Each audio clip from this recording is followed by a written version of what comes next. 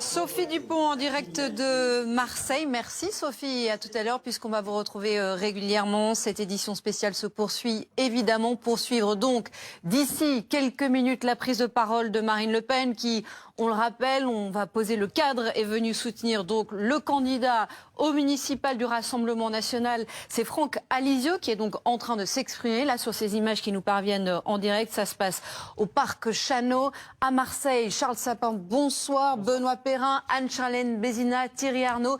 Bonsoir à tous les quatre. Marie Chantré va nous rejoindre dans un instant.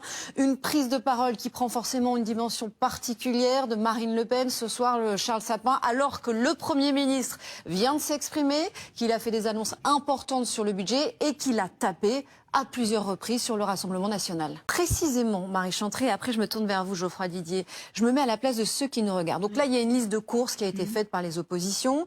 Le Premier ministre a annoncé ce qu'il gardait pour les uns et les autres. Qu'est-ce qui va se passer là, dans les prochaines heures, dans les prochains jours? Est-ce qu'il va y avoir encore des discussions dès demain? Qu'est-ce qui va se passer? Bonsoir Bernard-Henri Lévy. Bonsoir. Bienvenue sur ce plateau. On se demandait effectivement comment Donald Trump allait répondre et réagir à l'envoi de ces soldats européens au Groenland. Écoutez ce qu'il disait, c'est très court. C'est un témoignage important qui a été recueilli par Clémence Dibou et Camille Fournier d'un couple d'Iraniens réfugiés en Turquie. Écoutez ce qu'ils disent notamment sur le profil des forces de l'ordre sur place qui mènent cette répression. Écoutez.